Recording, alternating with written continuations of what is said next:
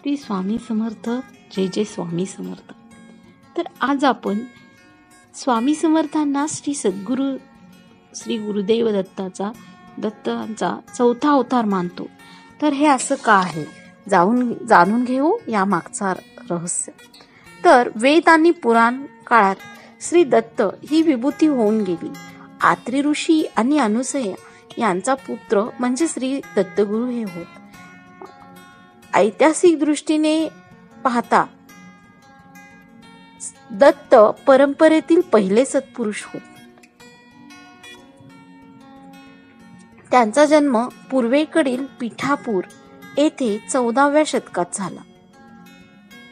त्यांनी आपला अवतार संपवताना मी पुन्हा भेटेन असे अभिवचन भक्तांना दिले आणि त्याप्रमाणे ते पुढे नरसिंह सरस्वती या नावाने कारंजानगर म्हणजे सध्याचे वाशिम जिल्ह्यातील कारंजानगर येथे जन्मास आले आणि त्यांनी नरसिंह सरस्वती यांनी गाणगापुरास जाऊन श्री गुरुदेव दत्तांच्या पादुका स्थापित केल्या आणि पुढे 1457च्या सुमारास ते श्रीशैल कडे जात असताना यात्रेच्या वेळी कर्दळी वनातून गुप्त झाले आणि त्यानंतर एकूण सुमारे 300 वर्षांनी कर्दळी वनातून जिथे नरसिंह सरस्वती गुप्त झाले होते ते पुन्हा प्रकट झाले आणि तेच म्हणजे आपल्या अक्कलकोटचे श्री स्वामी समर्थ होत.